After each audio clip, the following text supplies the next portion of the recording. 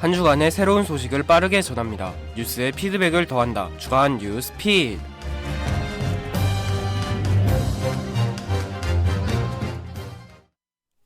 청취자 여러분 안녕하십니까? 최신 시사 문제를 키워드를 통해 해석해드리는 키워드 뉴스입니다.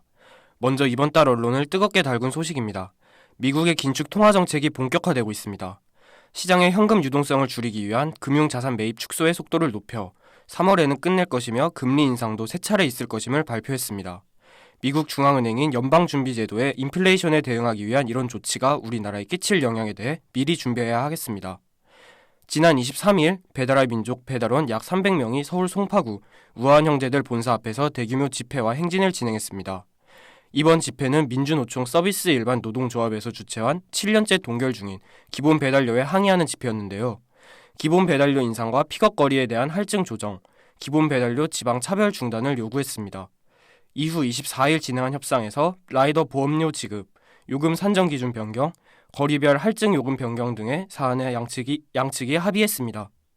오늘 첫 번째로 톱업을 키워드는 테이퍼링입니다. 테이퍼링이란 정부가 경제 침체에 대응하기 위해 취했던 완화 정책들을 축소하는 정책입니다. 경기가 침체되면 정부는 이자율을 낮추고 금융상품을 매입하는 등의 방법으로 시장의 통화량을 증가시킵니다. 완화 정책이 효과를 달성하여 경기가 회복되기 시작하면 매입하던 금융상품의 양을 서서히 줄이고 이자율을 올리며 경기가 과열되지 않도록 조절하게 되는데 이때 펼치는 정책을 테이퍼링이라고 부릅니다. 최근에는 코로나로 인한 경기 침체로 완화 정책을 펴던 미국이 인플레이션을 우려하여 테이퍼링 정책을 시행하고 있습니다. 두 번째로 톱업을 키워드는 배달료입니다. 배달 플랫폼을 이용할 경우 라이더에게 지급되는 배달료가 발생합니다. 이때 배달료는 기본 배달료와 거리별 할증 배달료로 구성되어 계산됩니다. 기본 배달료의 경우 지역별로 차이가 있지만 서울을 비롯한 대부분의 지역은 약 3,000원입니다.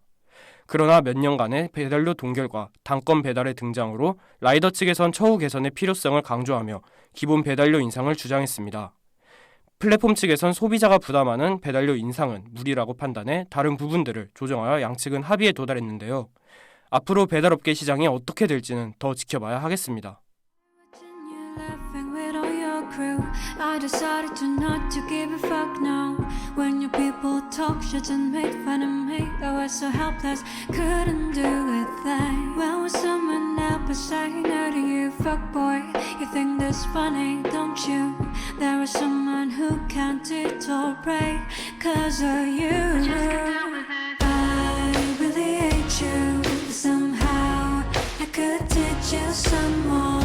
You're making yourself go crazy, whether you meant it or not. I really hate you, but somehow I hope you know that I'm the only one who truly cares and gives a fuck about you.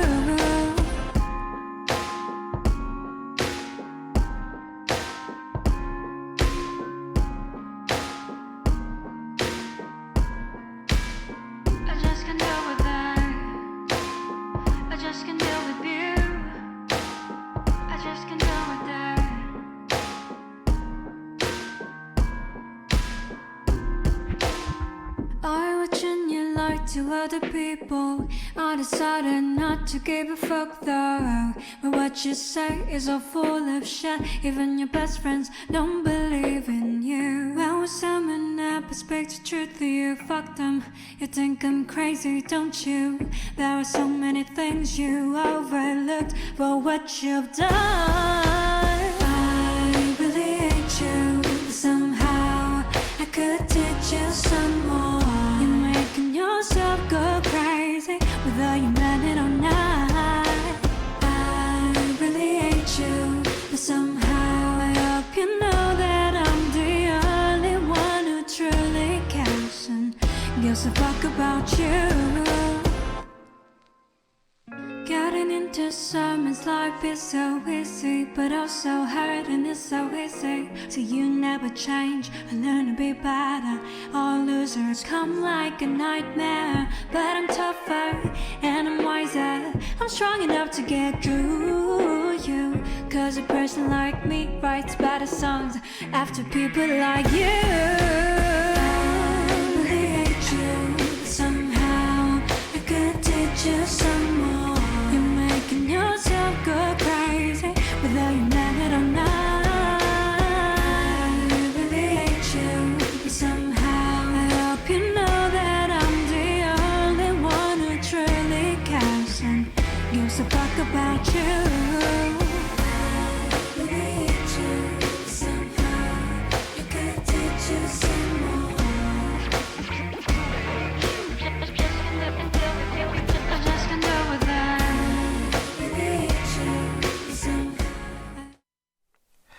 대부분 스마트폰에는 가입자 정보가 담긴 IC카드인 유심을 꽂아 쓰는데요.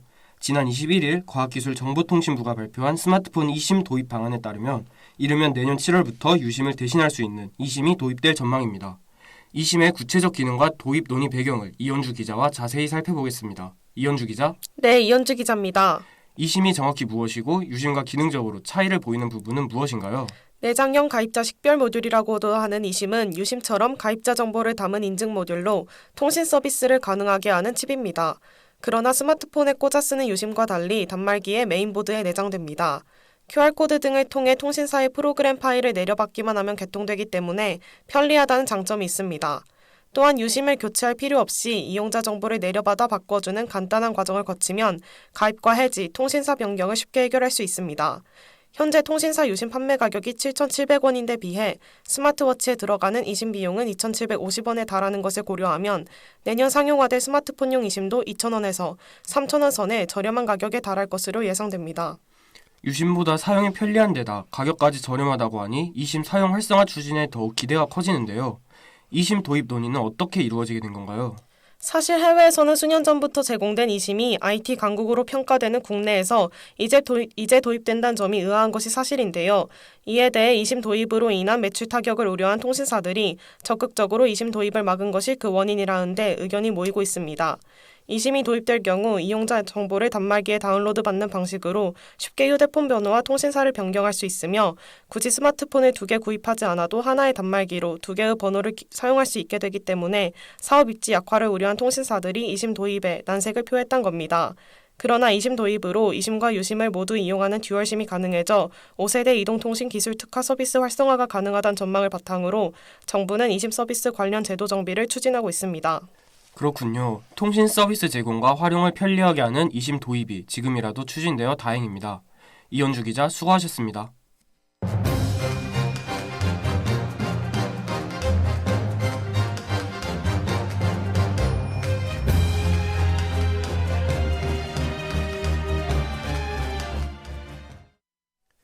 (1부에서는) e심의 등장 배경과 e심이 무엇인지에 대해 알아봤습니다.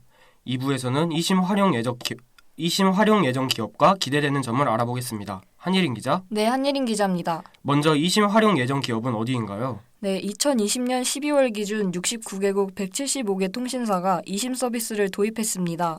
삼성전자, 애플, 화웨이, 구글, 모토로라, 소니, 오포 등 제조사는 총 57종의 e심 내장 스마트폰을 출시했는데요. 한국 알뜰폰 사업자인 KCT는 2020년 7월 가장 먼저 e심 서비스를 도입했고 이통 3사는 2018년부터 스마트워치에 e심 서비스를 적용했습니다. 최근 삼성전자는 2022년 하반기에 e심 내장 스마트폰을 한국에 출시한다고 밝혔습니다. 이에 이통사는 e심 서버 이상 여부 등을 확인할 수 있도록 e심 서버 모니터링 시스템 등 보안 사고 대응 체계를 구축한다고 합니다. 그렇군요. 그런데 e심을 도입하면 무슨 이점이 있나요? e심이 도입되면 앞으로는 휴대폰에 기본 탑재되므로 유심칩을 구매하지 않아도 되고 하나의 단말기로 2개의 완전히 분리된 번호도 쓸 수 있게 됩니다.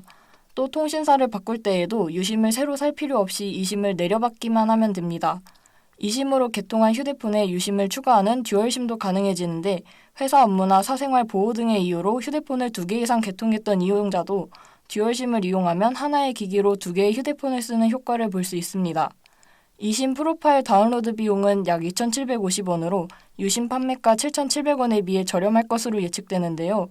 특화망 사업자들 역시 e심 도입 스마트폰을 이용해 상용망 특화망을 동시에 사용할 수 있어 비즈니스 효율이 높아지고 다양한 특화망 서비스에 활용할 수 있을 것으로 기대됩니다. 네, e심 서비스 시행으로 이용자 편익이 증진되고 알뜰폰 시장도 활성화되어 이통시장 경쟁이 촉진된다면 결과적으로 기업은 더 좋은 서비스를 만들게 되고 소비자는 저렴한 가격에 다양한 서비스들을 누릴 수 있을 것 같아 기대됩니다. 한예린 기자 수고하셨습니다.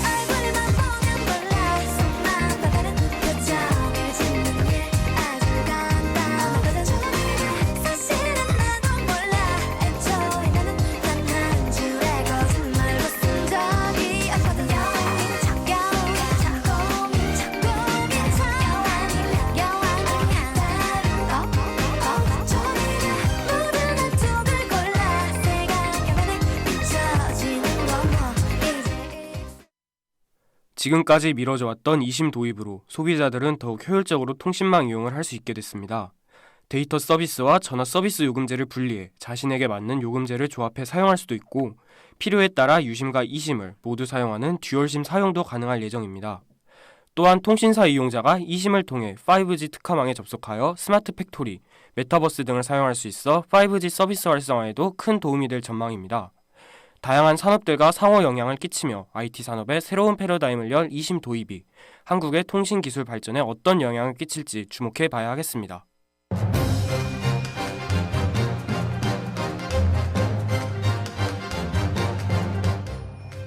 네, 주간 뉴스피드 오늘은 여기서 마치겠습니다. 청취해주신 여러분 고맙습니다.